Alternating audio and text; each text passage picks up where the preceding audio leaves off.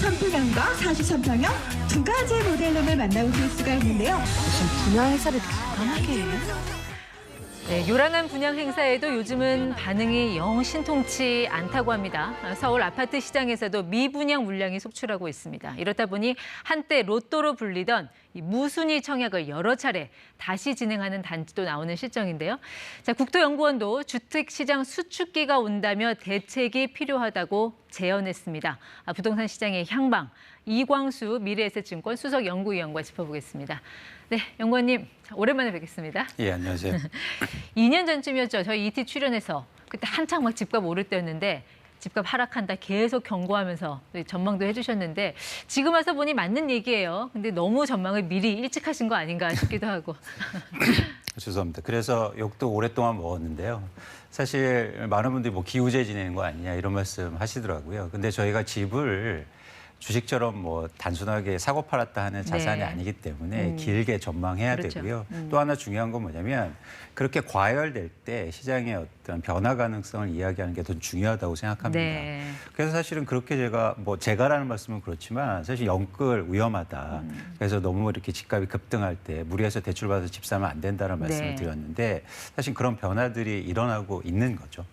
여러 가지 변화 중에서 저는 눈에 띄는 게 미분양. 이 물량이 지금 계속 나오고 있습니다. 주로 미분양 하면은 뭐 지방 아파트 단지에서 나오는 걸로 생각을 했는데 요즘은 서울에서도 그렇습니까? 그렇습니다. 서울도 미분양 아파트가 사실은 증가율만 보면 빠르게 증가하고 있고요. 그런 차원에서는 전국적인 현상이라고 보시면 좋으실 것 같습니다. 보통 한 3만 가구 넘었고 전달에 비해서 12.1% 늘어나면 이거는 굉장히 많이 늘어났다고 봐야 되는 거죠? 그렇습니다. 과거에는 미분양이 최근에는 거의 없었거든요. 예. 근데 왜 다들 이렇게 안 살라고 하는 거예요? 이유가 뭘까요? 첫 번째 이유는 사실은 지금 분양 아파트가 가격이 비싸기 때문이에요. 가격이 비싸다고요? 네. 분양가가? 그렇죠.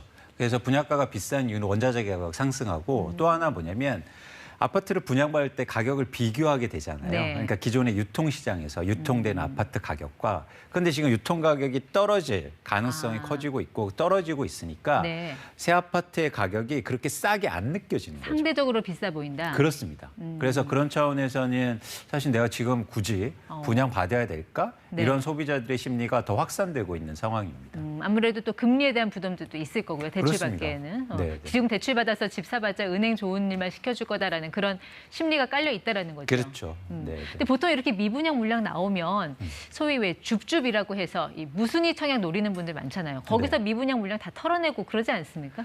그러니까 그건 그동안 있었던 일들이에요. 그동안 예를 들어서 청약시장이 과열됐을 때 이렇게 자격 미달 때문에 미분양 주택 일부 나오면 막 돈 들고 가서 이제 돈 있는 사람들이 가서 줍줍 했다는 용어인데요. 이제 미분양은 뭐냐면 가격을 낮춰줘야 분양이 될 겁니다. 할인 분양. 그렇죠. 그래서 보시는 것처럼 사실은 이게 청약 횟수도 많아지는 거예요.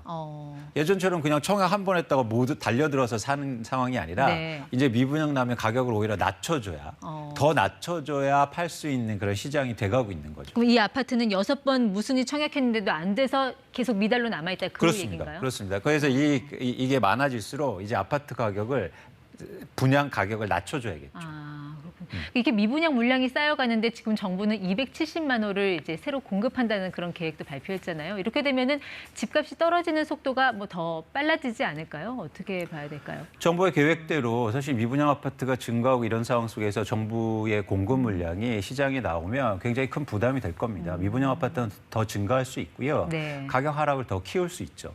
그래서 저희가 사실은 어떤 걸 물어봐야 되냐면 정부의 이런 270만 호 공약이 실제로 이행될 가능성이 얼마나 되는지에 대해서 고민할 필요가 있다는 네. 거죠.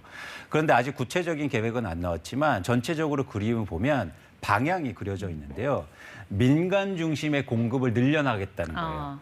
그런데 이 민간 중심이라는 공급이 아주 특이한 속성을 갖고 있어요. 네. 뭐냐면 보시는 것처럼 일단 첫 번째 아셔야 될 게 이미 한국의 분양시장, 주택시장에서 민간 비중을 80%가 넘고 있습니다. 그러니까 민간 건설사들이 시행하는 경우가 80% 넘었다. 그렇습니다. 네. 혹은 재건축 재개발을 통해서 분양하는 물량. 결국엔 땅 주인이 민간인 경우. 네.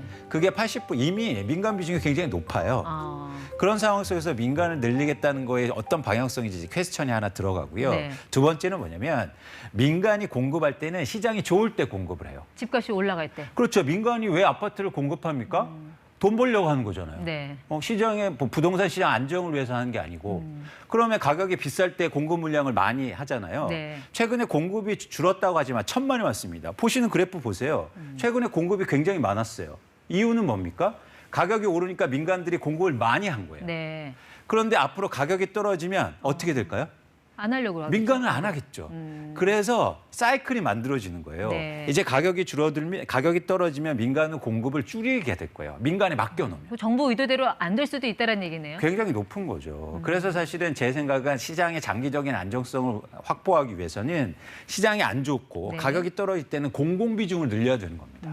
공공은 사실은 가격이 상관없이 네. 예를 들어서 공공 임대 분양이라든가 아니면 공공 분양들 이런 것들을 꾸준하게 공급할 수 있잖아요. 네. 돈을 벌려고 하는 거 아닙니까? 그러니까 그런 우려 때문에 지금 정부도 이제 집값을 좀 방어하기 위한 카드를 좀 하나씩 꺼내들고 있는 것 같은데 네. 특히 그 왜 15억 추가하는 그 아파트 살 때도 대출을 허용해주겠다. 이거 지금 검토하고 있다는 거 아닙니까? 그렇습니다. 이렇게 되면은 대출 내서 또 집 사는 사람 많아지면 가격 다시 올라가지 않을까요? 근데 그건 굉장히 뭐랄까요. 예를 들어서 제가 대출을 받는데 제출을 해갖게 막 가져가 하는데 금리가 엄청 높아요. 그럼 대출 안 하겠죠. 사실 지금 시장의 변동 요인은 금리이기 때문에 네. 대출의 한도를 풀어준다고 그래서 사람들이 몰려 들어와서 대출을 받아서 집 살진 않는다. 이렇게 이해하시면 좋으실 것 같습니다. 그 이건 어떻습니까? 일시적인 이주택자들 종부세 완화하는 법안이 법사위 통과했거든요. 그러니까 종부세를 좀 이제 완화해주겠다는 시그널로 좀 보이는데 네. 이렇게 되면 다주택자들 매물 안 내놓을 거 아닙니까? 종부세 네. 완화되면 이러면 네. 이것도 역시 또 집값 상승의 한 요인이 될 수 있지 않을까요? 그럴 가능성이 있는데요. 두 가지를 좀 보였으면 좋겠어요. 이 전 정부, 그러니까 이 한 텀 때 가격이 급등하는데 규제 정책을 엄청나게 나왔잖아요. 근데 어떻게 됐습니까? 못 잡았죠. 네. 반대로 이제 집값이 떨어질 때, 그래서 집값을 부양하기 위해서 시장 안정책을 나와더라도 그 거대한 흐름을 막을 수는 없어요. 또 하나 뭐냐면 집을 내가 팔고 내놓고 이거는 세금을 조금 깎아주고 적게 낸다고 해서 그 의사결정을 하는 게 아니고요. 네. 집값에 대한 전망으로 의사결정을 합니다. 그래서 집값이 올라갈 것 같으면 안 내놓고 네. 집값이 빠질 것 같으면 아무리 세금이 적게 들어도 쉽게 시장에 내놓는다는 거죠. 그런 차원에서는 정책이 시장의 큰 흐름을 바꾸기에는 되게 힘들다. 네. 이렇게 보시면 좋으실 것 같습니다. 그러니까 위원님 전망대로 지금 집값이 하락하는 시기라면 이 네. 시기에 덜컥 집 살 수 있는 그런 용자가 얼마나 될까 싶긴 합니다만 또 정말 실수요자들은 또 집을 사야 되는 분들이 계시잖아요. 네. 이런 분들은 어디에 어떤 집을 좀 노려보면 좋겠습니까? 사실은 그러니까 무주택자들이 내 집 마련을 할 때 전 가장 강조하는 게 뭐냐면 언제 사느냐예요. 그러니까 어디에 사는가 보다도 그래서 언제 사는 관점에서 볼 때는 네. 앞으로 좋은 시기가 올 가능성이 크다. 네. 집값이 떨어지니까. 그러면 이제 어느 집을 살 거냐 고민이 네. 되잖아요. 근데 어떤 집을 사셔야 되면 집값이 많이 떨어진 집을 사셔야 돼요. 더 많이 빠진. 그렇죠. 이때 저희가 경계해야 될 건 뭐냐면 같은 집이 있을 때 집값이 덜 떨어진 게 안전한 게 아닙니다. 집값이 많이 떨어져야 안전한 거예요. 네. 그래서 그런 차원에서 여러분들이 내 집 마련하실 때 시장의 변화 흐름을 잘 보시면서 예. 가격의 변동폭이 큰 걸 관심 있게 보셨으면 좋겠다. 알겠습니다. 그리고 또 하나 뭐냐면 내 수준에 맞는 집이어야 돼요. 예. 네. 그 집 한 채 딱 갖고 있는데 비싸게 대출을 받은 그런 분들, 이분들 하우스 푸어 될까 걱정이 많으시잖아요. 맞습니다. 이런 분들은 좀 지금 이런 하락장에 대처할 수 있는 다른 방법 같은 게 뭐 있을까요? 쉽지 않은 문제인데요. 이제 과거에도 과거의 집값 하락기 하우스푸어가 양산된 이유이기도 한데 저는 사실 이분들한테 어떤 말씀을 드리자고 하냐면 그동안 하우스푸어들이 그러니까 최근에 집을 사신 분들의 그 속성을 잘 보시면 투자 목적으로 사는 비중이 많아요. 네. 근데 투자 목적으로 사놓으면 집값의 변동을 이겨내지 못합니다. 그래서 이런 분들한테 가능하면 거주를 해라. 그 집에. 실거주해라. 네. 실거주하면 집값의 변동폭이 좀 크더라도 거기에서 그 시간을 잘 감내해낼 수 있습니다. 알겠습니다. 어쨌든 하락시장에서는 뭐 분양이든 뭐 청약이든 경매든 좀 시장을 다양하게 열어놓고 좀 유연하게 좀 대처를 해야 된다는 그런 말씀인 것 같습니다. 네, 지금까지 ETY 이광수 위원과 함께했습니다. 오늘 말씀 고맙습니다. 고맙습니다.